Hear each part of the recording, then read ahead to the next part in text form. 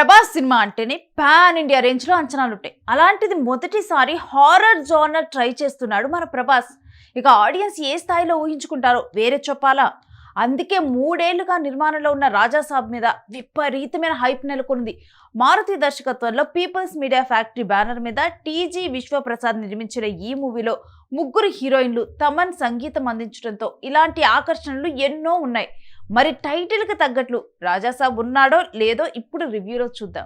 నానమ్మ గంగాదేవి తప్ప వేరే ప్రపంచం తెలియని రాజా ఆవిడను కంటికి రెప్పలా చూసుకుంటూ ఉంటాడు. ఎప్పుడో వదిలి వెళ్లిపోయిన భర్త కనకరాజును తలుచుకుంటూ గంగమ్మ మతిమరుపు జబ్బు తెచ్చుకుంటుంది.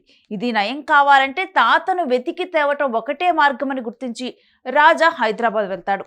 నర్సాపూర్ అడవుల్లో కనకరాజు ఉన్నట్లు గుర్తించి ఫ్రెండ్స్ తో పాటు అక్కడికి చేరుకుంటాడు.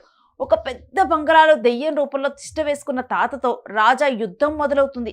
చివరికి ఎవరు గెలుస్తారో చెప్పనక్కర్లేదు. హారర్ కామెడీలను మీడియం బడ్జెట్ లో చూసిన ప్రేక్షకులకి దానికి గ్రాండియర్ లుక్ ఇస్తే ఎలా ఉంటుందో చంద్రముఖి రూపంలో రజనీకాంత్ చిన్న శాంపిల్ చూపించారు. తర్వాత లారెన్స్ ముని లాంటివి దాన్ని ట్రెండ్ లో మార్చేశారు.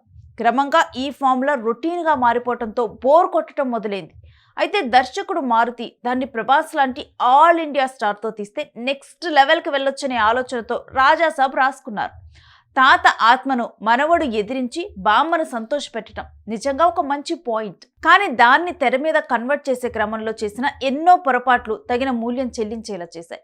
రాజాసాబ్ ఇంట్రో రౌడీలతో ఫైట్, వెంటనే ఒక పాట, హీరోయిన్ల పరిచయాలు, వాళ్ళతో లవ్ ట్రాక్, ఇదంతా చాలా రొటీన్ గా వెళ్ళిపోతుంది. టైటిల్స్ లో ఒక చిన్న భయంతో పాటు ఆసక్తిని రేకెత్తించిన మారుతి ఆ టెంపోని క్రమం తప్పకుండా ఫస్ట్ హాఫ్ లో మెయింటైన్ చేయలేదు. ఇది పాటించకపోతే బ్యాలెన్స్ మిస్ అవుతుందన్న ప్రాథమిక సూత్రాన్ని పక్కన పెట్టి హీరోతో అవసరం లేని ఫీట్లు పాటలు పెట్టడం వల్ల ప్రీ ఇంటర్వెల్ వరకు చాలా ల్యాగ్ అనిపించింది. బంగ్లాలోకి రాజా వెళ్లేదాకా ఈ ట్రాక్ లో ఎలాంటి మార్పు ఉండదు. సగటు మాస్ కమర్షియల్ సినిమా లాగా రాజాసాబు ఫస్ట్ హాఫ్ ని ట్రీట్ చేయటం పెద్ద మైనస్ గా నిలిచింది. ప్రభాస్ సంజయ్ దత్ మొదటిసారి కలుసుకునే సీన్ దగ్గర విశ్రాంతి కార్డు వేసిన మారుతి అక్కడ కొంత ఆసక్తి కలిగేలా చేయటంలో సక్సెస్ అయ్యారు. కానీ ట్విస్టులు షాక్లతో ఉక్కిరి బిక్కిరి చేస్తారని భావిస్తే దానికి భిన్నంగా ఎన్నోసార్లు చూసిన స్కారీ మూమెంట్స్ రిపీట్ చేయడంతో స్క్రీన్ ప్లే చప్పగా సాగుతుంది. ఇంటర్వెల్ తర్వాత కనకరాజు అంతగా వేధిస్తున్న 1 గంట పాటు రాజాసాబ్ అచేతనంగా కేవలం పారిపోయేందుకే ప్రయత్నించటం స్టోరీ ఇంటెన్సిటీని దారుణంగా దెబ్బకొట్టింది. బూత్ బంగ్లాలోకి వచ్చే ముందు అంత పెద్ద వార్నింగ్ ఇచ్చిన కనకరాజు మనవడితో పాటు వచ్చిన 2 స్నేహితులను 3 ప్రియురాలను ఏమీ చేయకుండా వదిలేయటం, ఇలాంటి లాజిక్స్ చాలా కన్వీనియంట్ గా వదిలేయటం నమ్మశక్యంగా ఉండదు. నానమ్మతో ముడిపెట్టిన సెంటిమెంట్ ప్లస్ ఫ్యాంటసీ ఎలిమెంట్ అయోమయానికి గురిచేస్తుంది.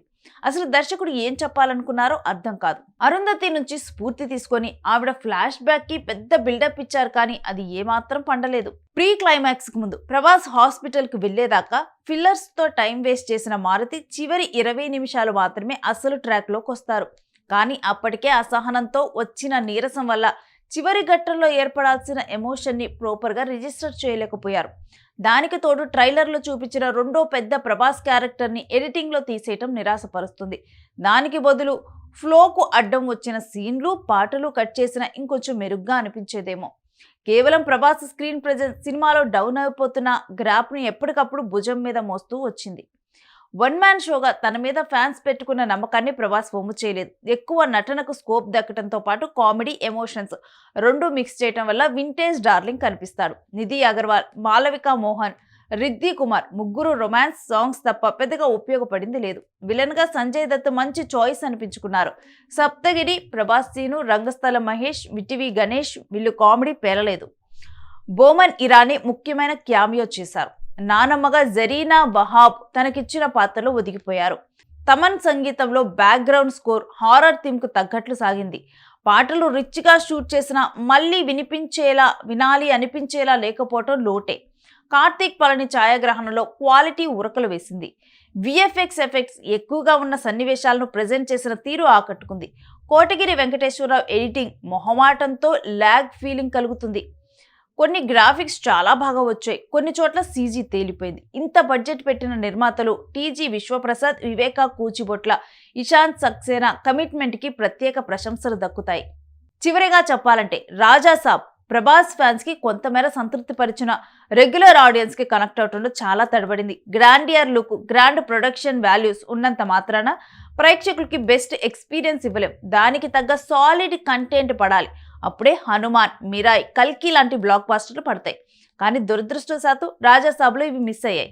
అయినా సరే డార్లింగ్ కోసం ఎలా ఉన్నా చూస్తామనుకుంటే ఖచ్చితంగా ట్రై చేయొచ్చు. అలా కాకుండా ఎక్కువగా ఊహించుకుంటే మాత్రం రాజాసాబ్ ఇంట్లోకి వెళ్లకుండా గేటు దగ్గరే ఆగిపోవటం బెటర్.